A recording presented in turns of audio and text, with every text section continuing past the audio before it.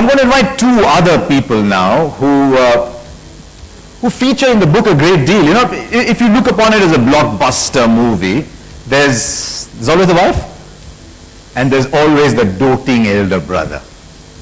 The elder brother can do no wrong in the movies, right? And I think in this story, the elder brother can do no wrong as well. And I think as you read the book, the person who comes out really strongly, solid behind the scenes, but there at all times, is Ajit Tendulkar.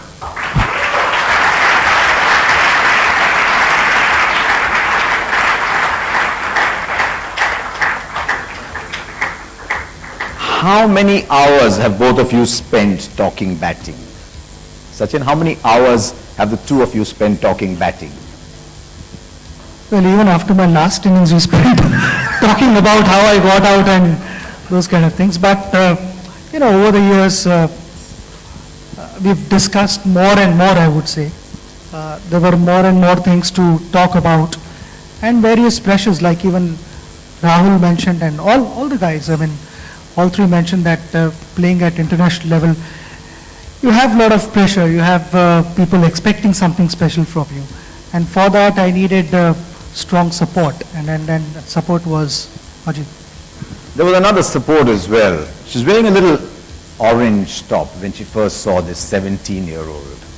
17, huh? 17-year-old. Just imagine, what were you doing when you were 17? And she saw this guy, 17-year-old at an airport, and said, right, that's the man. Anjali?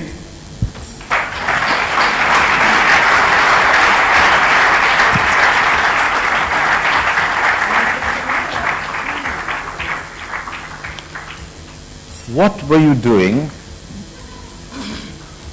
going after a 17-year-old? Okay, first let me say one thing. Sachin often tells me, just once I want to put you in the middle of a cricket field with, thousands of people around screaming and get somebody to bowl fast at you, For me, this is equivalent to that, this level of stress talking in front of everyone. And you asked me about... 17. There he was, a 17-year-old kid. Okay, I didn't know he was 17 or what. He looked 12. I didn't even know who he was. You didn't know who he was? I didn't know. My friend is here, Aparna. She was with me when I went. And she said, shh, Sachin. No, she told me, don't you know, this is the wonder boy of Indian cricket. And Wonder boy? He's just scored 100, youngest Indian to score 100. I didn't care what he was, who he was. I had no interest in cricket. I saw him, I thought he was really cute. I didn't have any interest in medicine either. And I ran after him. And you ran after him. Did you just say that? Did I hear you say that? We were, in those days at the airport, there was a viewing gallery. So I was actually looking for my mum, who was supposed to have landed from England. Oh, you planned it that way? No, I didn't. Okay. I just saw him and I told Aparna, who's this guy? He's so cute. And then I forgot about my mother. We ran down and I ran after him like screaming, Sachin, Sachin. Yeah, he's so cute. You forgot about your mother. She's sitting there. Did she forget about you?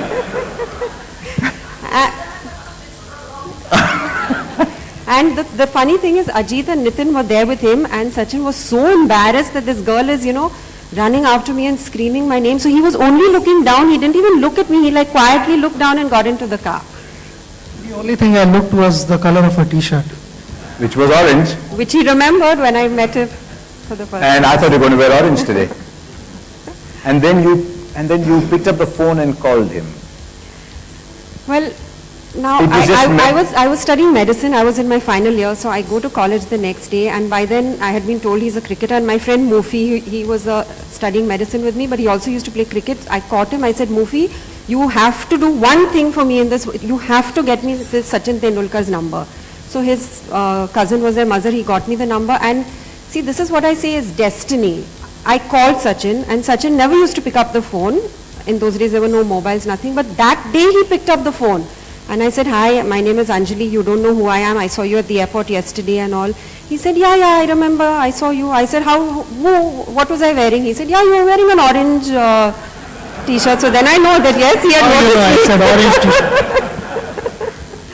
So that's, destiny.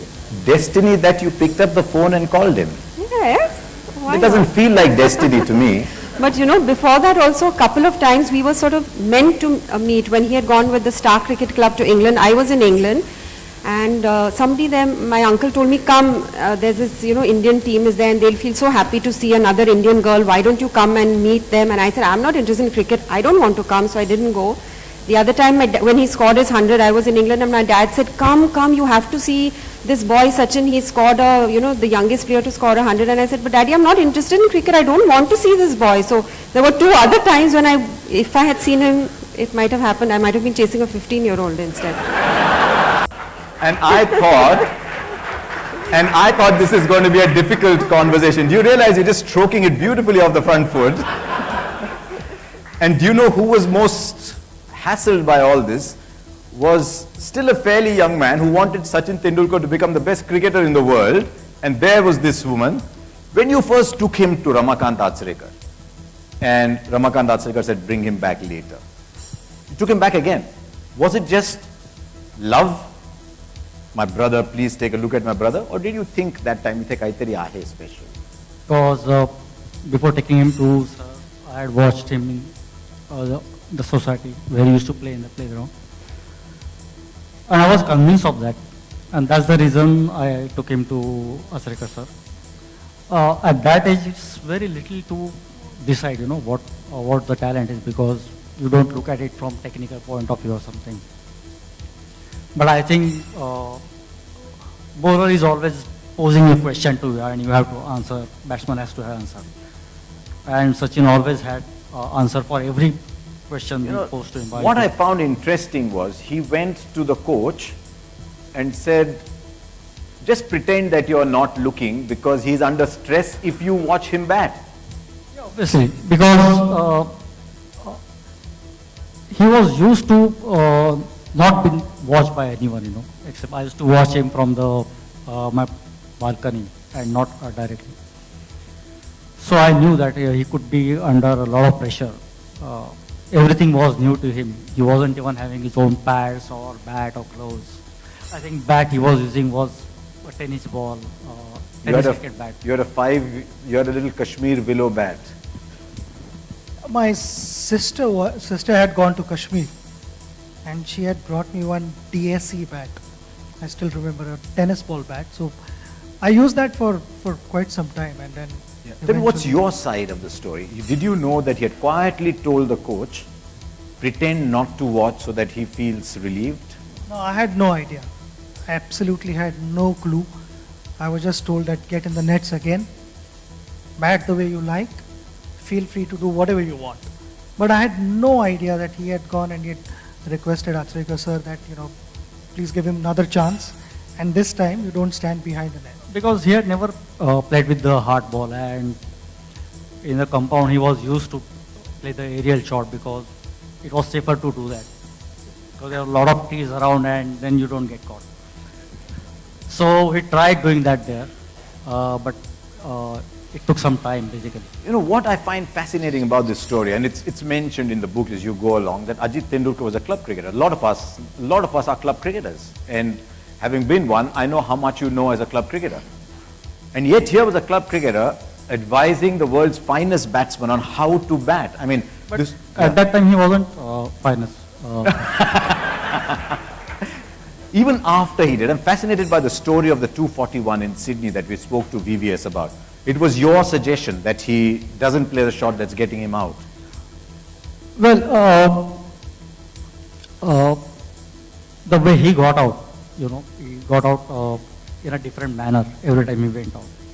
So there was nothing basically I could have spoken to him about the technique part of it. Because if you get out in a same fashion, then you can really say this particular fault because of which you are getting out. And secondly, I thought it was playing on his mind that the quicker the runs come, the better. And he was going for that little aggression. He is a type of batsman who, according to me, who would first think of scoring run rather than defending the ball. He would first think of getting the run. And if the ball is too good, then only he will block it. At that time, I thought more than the technique, that strategy was to spend as much time as he can at the crease. And then when the slow runs will come.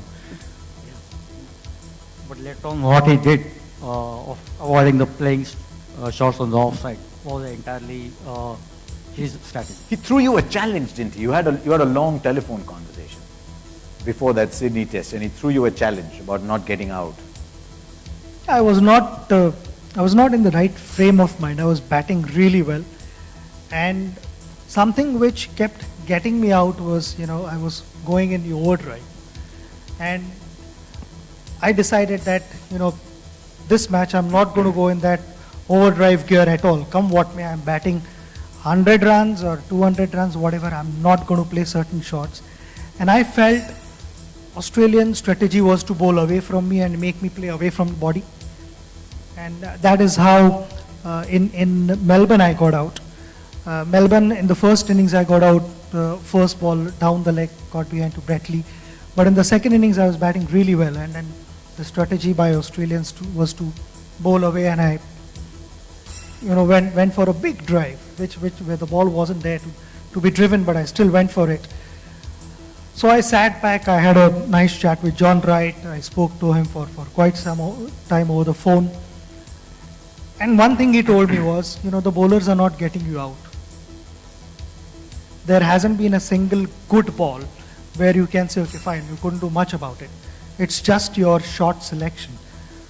So be patient, don't look at the scoreboard, just play session by session. And then Sachin desires that I read something from page 272. It's called A Welcome Phone Call. All in all, I was in a bad state after the 2007 World Cup. I was not enjoying my cricket at all, and I was thinking about retiring, until I received some encouraging words from Viv Richards. Out of the blue, he called me in India from the West Indies, and we spoke for about 45 minutes. He assured me that there was a lot of cricket left in me and insisted that I shouldn't even think of stopping playing. Viv was my hero when I was growing up, and he will always be a hero no matter what success I've achieved myself. We have got to know each other well over the years, and whenever we meet, he treats me like his younger brother and I treat him like my older brother. I've always respected him and his views, so when he chose to call me and spend all that time convincing me to carry on, it meant a great deal to me. When I finally got back into some good form and put together a very satisfying century in Sydney at the beginning of 2008, I made a point of calling Viv to thank him for his crucial support. And the story doesn't end there, because Viv Richards couldn't be here, of course, but he sent a message for this evening. Let's take. And there's more, and you can hear the whole section later on. We've got just one little bit to go, and you're wondering why I've not been talking to Sachin all this time, right? I've talked to Rahul and VVS and Saurav, and I've talked to Vasu Paranspe and Sunil Gavaskar and everybody, because we're going to get him one-on-one. Sachin, about your book, and you yourself. Come on. You've met many journalists now over the years, and you've met many television people over the years, but not quite like that first journalist who came to your house? Yeah, I mean, you spoke about some girl coming to my house. It hadn't happened in 17 years. So when I was a bit worried, and I said, how do you come home? I said, you pretend to be a journalist, come home, we'll pretend that we are doing an interview, and in the interim I said, okay, I mean, she's come home for the first time, I can't just let her go like that. I'd returned from England at that time, and all the chocolates that I'd carried, I'd polished them off. And there was just one chocolate, couple of sticks left, so I broke them into small pieces and spread them all over the plate. That was the only thing that I had. So I mean, but if I'm not mistaken, I think my sister-in-law, as we call it, ki antennas upar gaye uske, and something happened. I mean, she said, was she really a journalist or something else? There's a lot of journalists here who knew you from the time you were 12, 13 years old. I saw some of them there. Did you ever get a chocolate when you went to his house? The one thing, Sachin, that comes through time and time again in the book, and there's lots of your great innings, but something that people don't always realize is the number of times you played with pain. It's something that keeps coming back. Playing with pain, there's an injury somewhere, there's a groin, there's an ankle, there's a shin, there's a back. There was a time when every time you got an injury, we'd learn a little more about the human body. Is that an inherent aspect of growing up in the game, that you learn to play with pain? Somebody told me I could write a book on medicine, all the injuries, because I don't think from top to bottom, some or the other part has always been injured. And it's not just with me, but I think all the sportsmen, they carry niggles, and you learn to deal with pain. And you find ways to go out there and fight, give your best. There are tough moments at time. I mean, I remember I was batting with VVS Lakshman in Mumbai against Australia when I had had my tennis elbow surgery, or it was maybe before that. I don't remember exactly whether it was before or after, but I was batting in the morning, and in the first over itself, my elbow started hurting so badly. And the first 2 test matches I hadn't played. So I just prayed to God, please don't let me break down right now. After this match, I'll do whatever, but not this match. So I quickly asked for a couple of painkillers, and I bit them to pieces, thinking that, this is my medical knowledge, but thinking that, if I bit them, then my system would absorb the painkiller much faster, and I'd be pain-free or little less pain in my elbow. And those are the moments where you look back and you sort of, thank God for not letting me break down there, because after that I had to have a major surgery which kept me away for almost 4.5 months. But all the sportsmen go through that, and mine wasn't, I think, exceptional thing. When your name first appeared in a newspaper, you were reprimanded. Yeah, the person who reprimanded me is sitting here, Achrekar sir. I was playing my first inter-schools match, and I had scored 24 runs, and then I was told that, you score 30 runs, your name will appear in the newspaper. Would you like to see your name in the newspaper tomorrow morning? So this guy was filling up score sheets, and he said, best idea. From extras, we'll add 6 more runs in your total, which will make 30, and we'll deduct those 6 runs from extras, and we are not increasing the actual total. And I didn't know. I mean, I was hardly 11 or 12 when I said, okay, fine. If you think that is fine, then do it.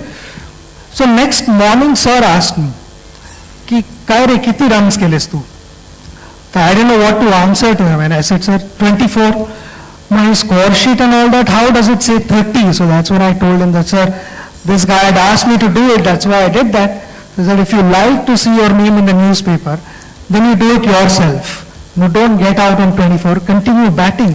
It was an important lesson for me, because after that, I figured out that, if I wanted something special to happen in life, one had to work hard for it. He didn't let you watch the Harris Shield final. You were not playing in that, you were playing the Guile Shield. And you went to watch it, and he said, no, you don't watch other people play, you practice and get other people to come to watch you to play. Yeah, invariably after my school hours, sir would ask me to play a practice match for his club, where I only went and batted in the second half at number 4 again. I wish cricket was like that without fielding, it worked really well. But I missed that match, and our senior team, Harris Shield, Sharda Shram team was playing finals at Wankhede Stadium, and I went there to support the team. So I supported the team the whole day, and after the game, actually the sir was right there in front of me. He hadn't seen me, but I said, it's rude not to go and wish him. So I went and I said, sir, namaste. So I said, you were supposed to play a match.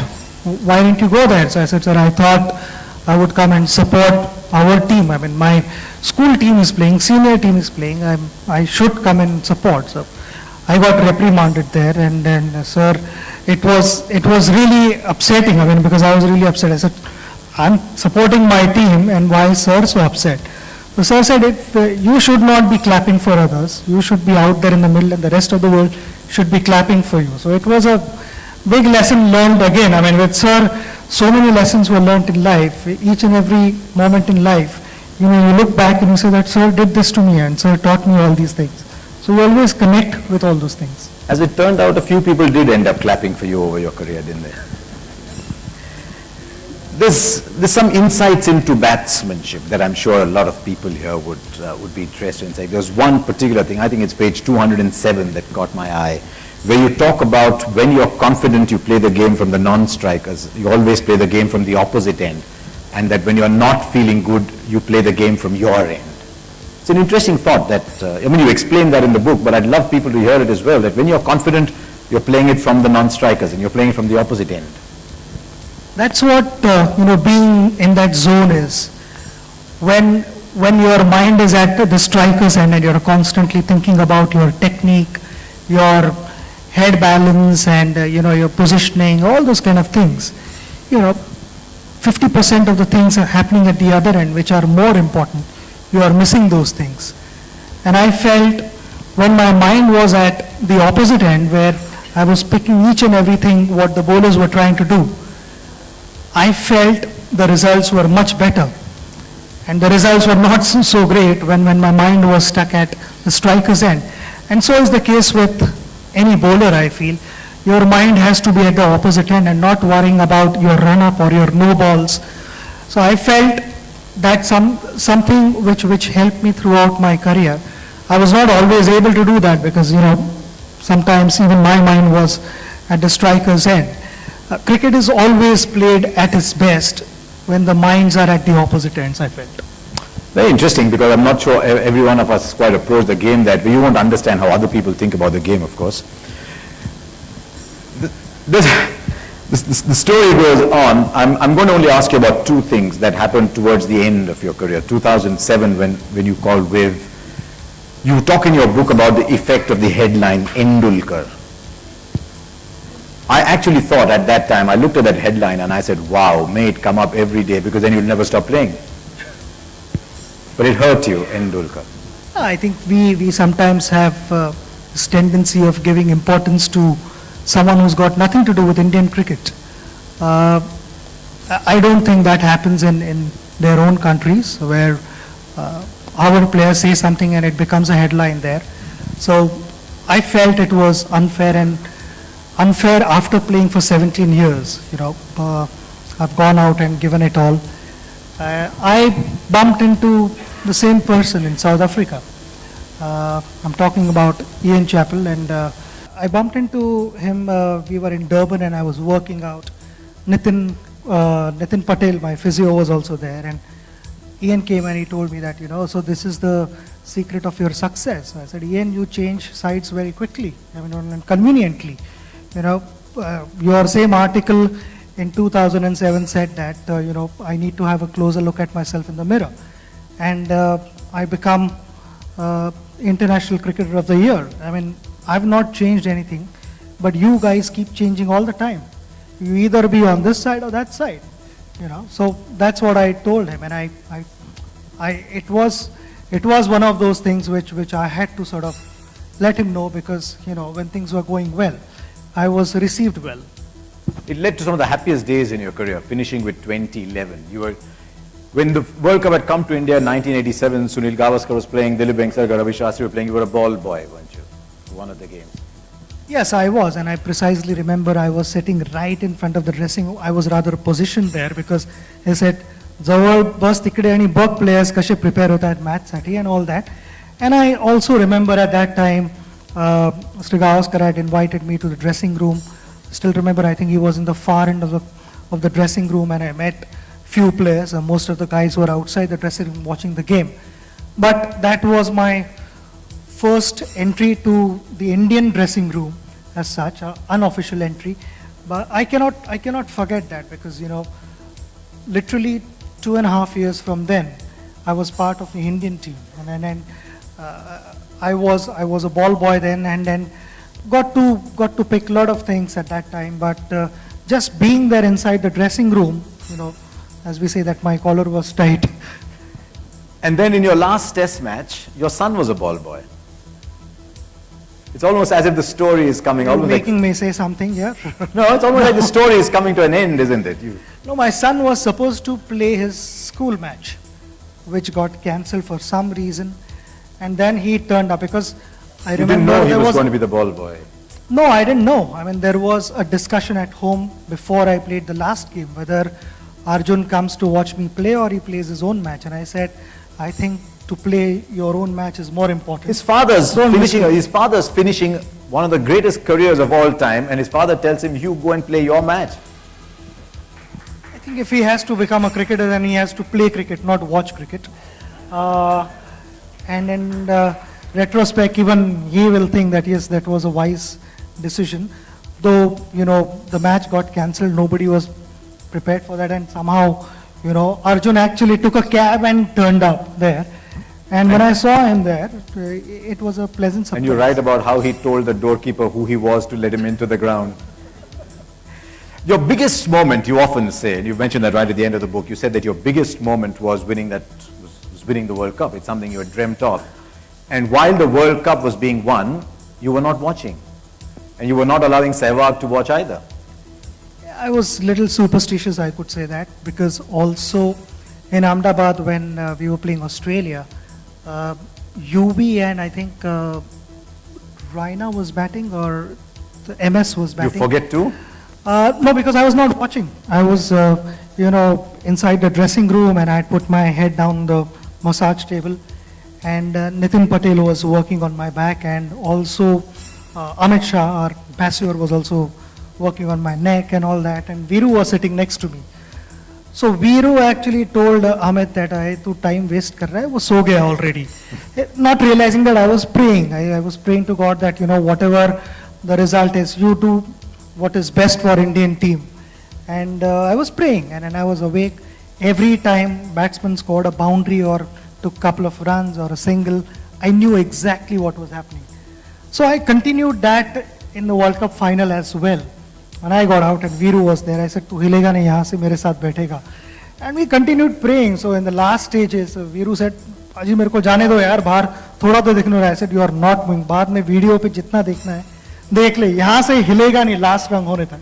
So unfortunately, I missed that last moment. But it was all worth waiting for. It wasn't unfortunate. You wanted it to be like that. You didn't Yes, let the poor fellow see it either. I missed that moment, watching it live while I was actually there inside the stadium. But I was praying. Praying and God is a recurrent motive in this book. As I was going through, it keeps coming again and again. Praying and God. And the other day I was at your house and you said you've got 120 Ganesha idols in your house. When you play a cricket ball, it's you. And yet, I find this fascination with prayer and God recurring in your life so often. I've been brought up like that, and I believe in that strongly. I think there are certain things which the Almighty controls, and we can only go out and give our best. And that's how I was told as a child, and I continued doing so, and I will continue to do so. It has given me inner strength. It has given a new dimension to my life, and then a sense of belief where, I need to go out and try my best, and the Almighty will take care of me. And may it long be that way. Is there a prayer that you have for the rest of your life? You keep asking. In the book you say, when I got out, you prayed and said, why did it take so long to get the 100? You have these conversations with God. Is there a conversation? I did so. I actually, if you see, when I got my 100th 100, it was not more of a celebration, but I was actually asking the Almighty that why did you make me wait so long, and why did you make me go through all this? Where I respected the game, I worked as hard as anyone in the team, and I was constantly on my toes. I never took anything for granted, but maybe that was one lesson in cricket which I hadn't learned. Even after scoring 99 hundreds, to get to the 100th one is not easy. You still have to go out and push yourself. And I was made to do that, but eventually it felt great. It's a great journey. It's a great journey, ladies and gentlemen, and it's up there. Sachin Tendulkar playing it my way. I could talk to him for days and months and years like I have all my life. But congratulations. I might as well tell you that... I would just like to thank the guys who've helped me put this book together. It's been a mega effort. It's taken us 3 years, but even more so, the last 8 months were really taxing, and I had to be focused. And along with me, the team who really pushed themselves hard was my wife Anjali, brother Ajit, Boria, Aparna, Amit, in putting the book together. That was the first innings. The second innings was to have this event, a successful event, and the way I want it. I'd like to thank Vinod, Manoj, DNA team, and all the sponsors. Last but not the least, my cricket mates and all my friends present in this room. By you making it here this evening, I think the evening has become really, really special, and I've thoroughly enjoyed it. And thank you, my friend Harsha, for No, being here and doing it's a pleasure. wonderful job. He is pretty good at thank you speeches, isn't he? I must make one final announcement, Sajjan, because you stand for records in India and you keep breaking records. On pre-order, Playing It My Way is now the largest selling non-fiction pre-order book. And just needs a few more to be the largest outside of pre-order as well. You made 100 hundreds, so just added one more zero to for that, pre-order. the last record that you're talking about, I think for that, I think I'd like to congratulate Hachette India as well. I think they've been remarkable. Thomas, wave your hand at us. Where are you, Thomas? Wave your hand. Well done. Ladies and gentlemen, thank you very much. There are books pre-signed by Sachin available at the counter. That is just outside. I hope you enjoy the evening. It's an evening, as I said, that could have gone on forever. But even Sachin's innings end sometimes. So we'll stop here and do join us for a drink at the end. Thank you very much. Thank you.